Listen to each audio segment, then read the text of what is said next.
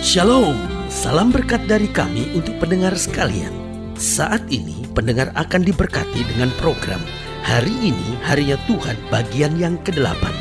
Sebuah program rohani tentang doktrin Alkitab yang menolong kita untuk semakin tertanam dalam kebenaran firman dan bertumbuh dalam kemuliaan. Bersama hambanya, Pendeta Gilbert Lumwendong, STH.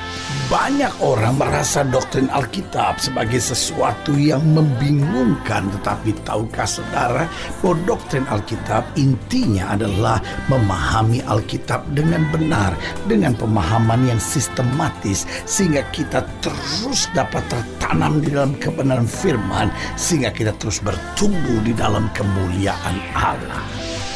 Buka hati saudara sekalian untuk menerima berkat-berkat firman-Nya hari ini. Ketika kita menjadi murid Kristus, maka kita mendapat anugerah yang luar biasa, bahwa kita dijaga, dilindungi Tuhan seperti biji matanya Tuhan. Waduh, ini kan hal yang sangat luar biasa, karena salah satu bagian sensitif dalam hidup manusia yang paling dijaga, paling diperhatikan adalah biji mata kita. Nah, saudaraku yang kasih dalam Tuhan, ketika Alkitab berkata kita biji mata Tuhan, maka benar apa yang Alkitab berkata, satu tas rambutmu pun tidak akan jatuh ke tanah tanpa seizin Tuhan. Bahkan Alkitab berkata tidak ada kekuatan musuh yang akan membahayakan hidup kita. Itu sebabnya saudaraku yang kasih dalam Tuhan, hidup Kristen bukan gak ada masalah, hidup Kristen bukan gak ada persoalan, tapi hidup Kristen gak ada stres. Kenapa tidak ada stres? Karena penjagaan Tuhan begitu luar biasa. Kita dijaga seperti biji matanya Tuhan. Nah, saudaraku yang kasih dalam Tuhan, apa artinya kita dijaga seperti biji matanya Tuhan? Yang pertama, ini bukti bahwa Dia begitu mengasihi kita. Oh, saudaraku yang kasih dalam Tuhan, Dia adalah Tuhan yang mengasihi kita. Dia bukan hanya mengasihi kita dengan perkataan, Dia bukan hanya mengasihi kita dengan konsep-konsep yang hebat, tapi Dia mengasihi kita dengan bukti yang nyata. Dia jaga kita seperti biji matanya sendiri. Artinya kita dalam perlindungan yang sempurna, kita dalam perlindungan yang luar biasa. Tidak ada alasan untuk kita takut dan khawatir. Karena itu selalu saya katakan, orang-orang yang takut dan khawatir adalah orang-orang yang menghina Tuhan. Karena Dia begitu mengasihi kita, Dia tempatkan kita dalam posisi yang sangat luar biasa. Kita menjadi biji matanya Tuhan. Nah, karena kita biji matanya Tuhan dan Dia mengasihi kita, sudah sepantasnya kita berkata, Tuhan, hidupku hanya kuserahkan bagimu. Biar bukan kehendakku yang jadi, melainkan kehendak-Mu yang terjadi. Berarti saudaraku yang kasih dalam Tuhan, gak usah lagi khawatir untuk apapun, karena kenyataan bahwa kita dijaga seperti biji matanya Tuhan, itu sudah bukti yang jelas bahwa Dia begitu mengasihi kita. Haleluya. Yang kedua, karena kita dijaga seperti biji mata Tuhan, ini juga sebuah bukti bahwa Dia adalah Tuhan yang serius dengan kita. Oh, Allah kita bukanlah Allah yang main-main. Jangan pernah berpikir, betul gak ya Tuhan akan tolong saya, betul gak ya Tuhan akan bela saya. My God is a serious God. Allah saya adalah Allah yang serius. Sekali Dia panggil kita, Dia perlengkapi kita, Dia kuatkan kita, Dia jaga kita, Dia bela kita, dan Dia lakukan yang terbaik buat kita. Oh, saudaraku yang kasih dalam Tuhan, menyadari bahwa Tuhan itu serius dengan kita. Ini bukan saatnya lagi kita main-main dengan Tuhan. Ini saatnya kita serius dengan Tuhan. Sekali kita iring Yesus, kita akan tetap melayani Dia selama-lamanya. Haleluya. Yang ketiga, bahwa kita dijaga seperti biji mata Tuhan, ini juga merupakan bukti bahwa Dia siap melakukan apa saja buat kita. Bahkan Dia tempatkan kita pada tempat yang begitu terhormat seperti biji matanya. Dan Dia sudah buktikan 2000 tahun yang lalu, Dia bahkan sudah mati buat kita, curahkan darah buat kita. Paulus berkata, kalau darahnya saja sudah ditumpahkan, masakan tangannya tidak akan terulur untuk menyelamatkan kita. Kadangkala persoalannya kita membatasi kuasa Tuhan. Kita mempertanyakan, masa sih Tuhan mau menyembuhkan saya? Masa sih Tuhan mau memulihkan keluarga saya? Masa sih sih Tuhan mau menerima doa saya? Masa sih Tuhan mau mengampuni dosa saya? Saya harus tegaskan dan ingatkan sekali lagi, Tuhan mau dan siap melakukan apa saja bagi kita, asal saja kita dapat kembali berjalan dalam terang kasih anugerahnya yang sempurna. Haleluya. Saudaraku yang kasih dalam Tuhan, kita dijaga seperti biji mata Tuhan. Ini bukti bahwa Dia mengasihi kita. Ini bukti bahwa Dia serius dengan kita. Ini bukti bahwa Dia melakukan apa saja buat kita. Dan ini juga merupakan bukti bahwa Dia menyediakan yang terbaik buat kita. Saudaraku yang kasih dalam Tuhan, berani saya katakan, Tuhan tidak pernah hanya memberikan yang baik buat kita, karena Dia selalu menyediakan yang terbaik buat kita. Oh saudaraku yang kasih dalam Tuhan, sebagai hamba Allah saya mau ingatkan buat pendengar sekalian, betul kita ada di tengah dunia yang penuh dengan lika-liku ini. Kita penuh dengan tekanan dan ancaman di muka bumi, tapi kita dipelihara, kita dijaga seperti biji matanya Tuhan. Sudah saatnya kita harus belajar tenang, berserah, dan beriman kepada Tuhan dan segala janjinya, bahwa hanya yang terbaik yang Tuhan izinkan terjadi dalam hidup kita. Haleluya. Selamat datang dalam program kita hari ini, Hari Tuhan, sebuah program rohani yang kembali mengingatkan kepada kita betapa pentingnya kita menjadikan firman Tuhan sebagai dasar keseharian hidup kita. Karena selama kita jadikan firman Tuhan sebagai dasar keseharian hidup kita, langkah-langkah ke depan kita penuh dengan kepastian kemenangan, berkat mujizat dan perkara-perkara besar. Haleluya. Kita sedang membahas tentang dijaga sebagai biji mata Tuhan. Wah, luar biasa. Tidak ada yang lebih indah dalam hidup kekristenan kita kecuali kita menyadari di tengah masalah apapun kita dijaga sebagai biji matanya Tuhan. Haleluya.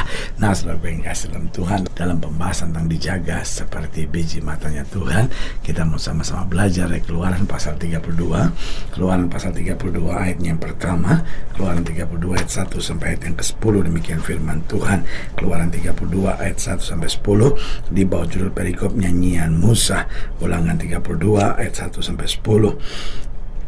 Pasanglah telingamu, hai langit, aku mau berbicara, dan baiklah bumi mendengarkan ucapan mulutku. Mudah-mudahan pengajaranku menitik laksana hujan, perkataanku menetes laksana embun, laksana hujan renai ke atas tunas muda, dan laksana dirus hujan ke atas tumbuh-tumbuhan. Sebab nama Tuhan akan kuserukan. Berilah hormat kepada Allah kita, gunung batu yang pekerjaannya sempurna, karena segala jalannya adil. Allah yang setia dengan tiada kecurangan, adil dan benar Dia. Berlaku busuk terhadap Dia mereka yang bukan lagi anak-anaknya yang merupakan noda, suatu angkatan yang bengkok dan belat-belit. Demikian engkau mengadakan pembalasan terhadap Tuhan, hai bangsa yang bebal dan tidak bijaksana. Bukankah Ia Bapamu yang mencipta engkau, yang menjadikan dan menegakkan engkau? Ingatlah kepada zaman dahulu kala, perhatikanlah tahun-tahun keturunan yang lalu. Tanyakanlah kepada ayahmu, maka ia memberitahukannya kepadamu. Kepada para tua-tuamu, maka mereka mengatakan kepadamu. Ketika Sang Maha Tinggi memberikan milik pusaka kepada bangsa-bangsa, ketika Ia memisah-misah anak-anak manusia, maka Ia menetapkan wilayah bangsa-bangsa menurut bilangan anak-anak Israel. Tetapi bagian Tuhan ialah umatnya, Yakub ialah milik yang ditetapkan baginya. Didapatinya Dia di suatu negeri di padang gurun, di tengah-tengah ketandusan dan auman padang belantara. Dikelilinginya Dia dan diawasinya, dijaganya sebagai biji matanya. Oh, ayat 10 ini menarik perhatian saya. Didapatinya Dia di satu negeri di padang gurun, di tengah-tengah ketandusan dan auman padang belantara. Dikelilinginya Dia dan diawasinya, dijaganya sebagai biji matanya. Inilah gambaran kehidupan kita, bahwa kita ada di satu negeri padang gurun, di tengah-tengah ketandusan, di tengah ancaman padang belantara, tapi kita dikelilingi, diawasi, dijaga sebagai biji mata Tuhan. Haleluya. Saudaraku yang kasih dalam Tuhan, pertanyaannya, siapa yang dijaga Tuhan sebagai biji matanya? Yang pertama, orang-orang yang sudah bertobat dan menjadi pelaku firman, orang-orang yang sudah lahir baru. Artinya bukan hanya Kristen, bukan hanya sekedar oh ya saya kan punya agama, oh ya kan saya percaya Yesus. Apa artinya kita percaya Yesus tapi kalau kita tetap berzina? Apa artinya kita percaya Yesus tapi juga percaya kuasa-kuasa kegelapan? Apa artinya kita percaya Yesus tapi hidup kita sebetulnya bikin malu nama Yesus? Sebagai hamba Allah saya mau bilang, yang dijaga sebagai biji matanya Allah adalah orang yang mau sungguh-sungguh bertobat dan siap menjadi pelaku firman. Karena dengan bertobat dan siap siap menjadi pelaku firman, maka Roh Kudus akan memampukan kita. Yang kedua, siapa yang dijaga sebagai biji matanya Allah, itu orang yang mau hidup benar dan bersih di hadapan Tuhan. Saudaraku yang kasih dalam Tuhan, kadang-kala persoalannya kita tahu tapi kita nggak mau. Kita sih tahu gitu ya, wah saya nggak boleh selingkuh. Kita tahu, wah saya nggak boleh dendam. Wah saya tahu saya nggak boleh balas yang jahat dengan yang jahat. Kita tahu tapi kita nggak mau. Tetapi siapa yang dijaga sebagai biji matanya Allah? Orang yang mau untuk hidup benar dan bersih di hadapan Tuhan. Yang ketiga, siapa yang dijaga sebagai biji matanya Allah adalah orang yang menolak kompromi terhadap dosa. Salah satu persoalan kita adalah kita sebut diri kita Kristen, tapi kita kompromi dengan dosa. Padahal apa artinya Kristen? Artinya Kristen adalah menjadi pengikutnya Kristus. Apapun yang Yesus suka, apapun yang Yesus mau, apapun yang Yesus kehendaki, itu yang harus kita ikuti. Dan segala sesuatu yang Yesus nggak suka harus berani kita tolak dan kita tinggalkan. Karena itu siapa yang dijaga sebagai biji matanya Allah? Yang pertama, orang yang rindu bertobat dan siap menjadi pelaku firman.